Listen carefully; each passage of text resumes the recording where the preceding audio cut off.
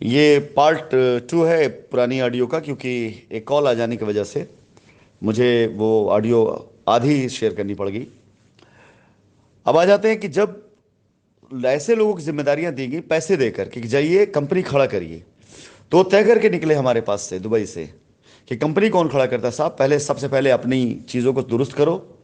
और मुझसे voice note डलवा डलवा करके, रिकॉर्डिंग डलवा डलवा करके लोगों ने सिर्फ और सिर्फ अपना काम कराया। और अपना काम करवाने के बाद अपना काम बन गया। किसी ने रियल एस्टेट प्रोजेक्ट डाल दिया, किसी ने अपनी व्यवस्थाएं बना ली, कोई पेट्रोल पंप का मालिक बन गया, कोई मैरिज हॉल का मालिक बन गया, कोई कॉमर्शियल कॉम्प्लेक्सेस ले लिया, किसी ने मॉल के अंदर इन्वेस्टमेंट कर दिया। यानी हर किसी ने अपने अपने इंतजाम कर लिए। बहुत कुछ है, धीरे धीरे आएगा, ठीक है, वो उनकी अकल उनकी मेहनत कमाई का था। अब अगर उनसे कोई जाएगा बात करने पूछने, तो लोग बोलेंगे ठीक है देखते हैं। क्यों? ऐसा सर्विस लिए कि अब उनको इससे कमाई नहीं है। तो इसका मतलब क्या होता है? मतलब ये होता है कि अगर पैसा मिल रहा है तो सब कुछ जय जयकार है, और पैसा नहीं मिल रहा है तो जो रियल में जय है वो भी गलत है। यानी अगर कोई चीज़, कोई व्यवस्था उनको पैसे दे रही है, कमाई दे रही है, तो वो भगवान है फिर उसके लिए। और अगर कमाई बंद हो गई है तो बिला वजह, बगैर जाने हुए, सच्चाई बगैर जाने हुए लोग भविष्यवाणियां कर रहे हैं कि बस जी एक महीना बीत गया, देखिए एक महीने बाद क्या होता है। अरे कुछ नहीं होने वाला है, जो होना तो हो चुका पहले। वो ठोकर खाकर चलने वाली जो है ना, वो वही कहावत है यहाँ पर कि ठोकरें इंसान को चलना सिखाती हैं। और आज ठोकर खा करके ऐसे लोगों से, ऐसे पत्थरों से जिनके ऊपर भरोसा किया गया, आज चलना सीख लिया गया है। आप 1.5 महीने की बात कर रहे हैं, मैं 1.5 साल की बात करता हूं, मैं 10 साल की बात करता हूं। ऊपर वाला जिंदगी अगर दी है ना, तो मैं अपने जीते जी तक की बात करता हूं कि मेरे प्रयास खत्म नहीं होंगे, मेरी कोशिश खत्म नहीं होगी। और ठीक है, अच्छा भी है ऐसे लोगों के ऐसे स्टेटमेंट आना ज़रूरी भी, क्योंकि दुनिया में कामयाब लोगों के पीछे ही खड़े होकर लोगों ने इस तरह की बातें करी हैं। तो ये जब लोग ऐसी बातें करें किसी के प्रयासों पर, तो समझो कि डेफिनेटली कामयाब होने वाला है। इतिहास गवाह उठा के देख ले, न जाने कितने बड़े बुजुर्गों के द्वारा सुनी गई कहानियों में आपको मिलेगा कि न जाने कितने महान पुरुष, न जाने कितने बिजनेसमैन, न जाने कितने कामयाब ऐसे साइंटिस्ट, जिनके पीछे लोगों ने न जाने कितनी बातें कही, लेकिन सबकी बातों को झुटाते हुए उन्होंने इतिहास लिखा। और एक बार फिर से शाइन वो इतिहास लिखने जा रही है। मैं शाइन परिवार के एसोसिएट से कहना चाहूंगा कि जरा एक बार आप दिल पर हाथ रख करके ये बताइए कि ऐसी कौन सी खराब नियत मेरी है कि जो मैं आपकी लाइबिलिटी उतारना चाहता हूं। ऐसी कौन सी मेरी नियत खराब है कि मैं अपने पैसे डाल डाल करके नई साइटें लेकर के आ रहा हूं। क्या पहले मैंने शाइन की साइटों पर पैसा डालने की कोशिश नहीं किया? बिल्कुल किया। हर एक साइट जहां पर आपका रिडम्शन हो रहा था, हर साइट पर पैसे दिए गए। चाहे वो शाइन वैली हो, चाहे वैदिक विहार हो, चाहे नेचर वैली हो, चाहे पैराडाइज गार्डन हो, चाहे पोलिस्टार हो, हर साइट पर पैसे दिए गए। कुछ साइटों पर पैसे दिए गए, कुछ साइटों के ऊपर जमीन के बदले में जमीन दी गई, बहुत सी ऐसी व्यवस्थाएं कराई गई, फोन कर करके बात कराया गया। कुछ लोगों ने तो मुझसे किसानों तक से वीडियो कॉल पे बात करवाई, सारी व्यवस्था बनवाई मुझसे, मीटिंग करवाई मुझसे, वीडियो कॉल मीटिंग कराई मुझसे। लेकिन मैंने भी सोचा कि चलो बच्चों ने इतनी ईमानदारी से काम किया हुआ, ईमानदारी से आगे भी करेंगे। मुझे क्या पता था कि ये लोग सिर्फ और सिर्फ कॉन्फ्रेंस कॉल या वीडियो कॉल पर मुझे लेकर के आते हैं चेहरा दिखाने के लिए, ताकि मुझे बदनाम कर सके। साइटों पर जिन लोगों को व्यवस्थाएं दी गई, किराए की गाड़ियां बगैर मुझसे पूछे हुए ली गई, और धीरे धीरे नई गाड़ी का मालिक बन गए। ऐसे लोग जो कस्टमर से 5-10 हज़ार रुपए एडमिन चार्ज का जब तक उनकी पॉकेट से निकलवा नहीं लेते थे, तब तक उनकी रजिस्ट्री नहीं होने देते थे, भले ही कस्टमर ने पूरा 1 लाख 2 लाख जमा कर दिया हो, भले ही कस्टमर की लाइबिलिटी 1 करोड़ रुपए की हो, लेकिन इनका 5 हज़ार नहीं बनना चाहिए। मैंने ऐसी चीजें भी झेली हैं। ये एजुकेशन, ये सीख किसकी दी हुई थी? ये सीख एजुकेशन उन्हीं लोगों की दी हुई थी जो लोग हमेशा हमेशा यही एजुकेशन देकर आए थे कि अपनी पॉकेट भरो, कंपनी गई भाड़ में, चेयरमैन गया भाड़ में, कंपनी के एमडी गए भाड़ में, अपनी पॉकेट भरो, अपने सुधारो अपने आप को। तो ऐसे लोग उन लोगों को जरूर रोकेंगे जो आज भी तैयारी कर रहे हैं काम करने के लिए। वो लोग भी आपको रोकेंगे जिन्होंने अपने अपने प्रोजेक्ट स्टार्ट कर लिए।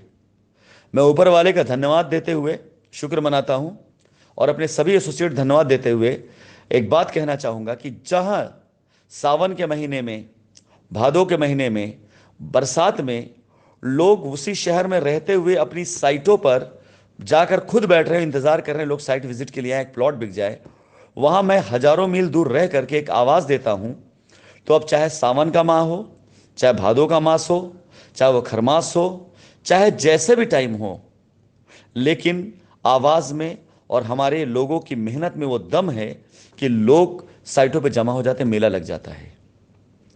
कल रविवार का दिन है। मैं आपको अभी से भविष्यवाणी करता हूं, हमारी बक्सर साइट के ऊपर कम से कम संख्या जो होगी वो 50 लोगों की होगी जो वहां पर विजिट करेंगे। कम से कम संख्या, अनुमानित संख्या 100 तक की जा रही है, लेकिन मैं फिर भी कम से कम नंबर्स की बात करता हूं। कम से कम 50 लोग ऐसे होंगे जो इस साइट पर जाकर के साइट विजिट करेंगे। और एक बात और बता दें, जो लोग इतनी दूर से जाकर साइट विजिट करेंगे उन लोगों के लिए मैं गारंटेड ही बताता हूं कि 99% पॉसिबिलिटी है कि वो सारे लोग कन्वर्जन पे जाएंगे और अपनी लाइबिलिटीज को खत्म करेंगे। इसके साथ ही साथ जब मैं रांची को लॉन्च करूंगा, मैं आज आप सभी लोगों को कॉन्फिडेंस के देते हुए कह रहा हूं, जब मैं रांची को लॉन्च करूंगा, जिस दिन रांची लॉन्च होगा, आप देखेंगे खरमास का समय रहेगा और खरमास से लेकर नवरात्रि तक मुझे पूरा यकीन है कि मेरी टीम के अंदर यह ताकत है कि कम से कम 25 प्लॉट की बुकिंग हम करा चुके होंगे। ये मेरा ओवर कॉन्फिडेंस नहीं, बल्कि ये मेरा आत्मविश्वास अपनी टीम के ऊपर बात कर रहा है, उस टीम के ऊपर जिस टीम को रोका गया लेकिन टीम रुकी नहीं। पटना की शुरुआत हो रही है। ये मेरा आत्मविश्वास है कि जिस दिन साइट शुरू होगी उस दिन खरमास का टाइम लग चुका अगर होगा तो भी, खरमास से लेकर के नवरात्रि तक हम कम से कम 25 प्लॉट की बुकिंग पटना में कर चुके होंगे। मैं ऐसे ही नहीं कहा करता, ये लाइन ऐसे ही नहीं मेरे ऊपर सार्थक सिद्ध होती है जो इस वीडियो में कही गई है कि हालात के कदमों में कभी कलंदर नहीं गिरता। हालात चाहे जैसे क्यों ना हो जाए, राशिद नसीम अगर कलंदर है तो कभी भी नहीं गिरेगा। और राशिद नसीम की जो शेर सेना है, जो फौज है, अगर वो भी कलंदर है तो वो भी कभी नहीं हारने वाली है। तो हालात के कदमों में कभी कलंदर नहीं गिरता।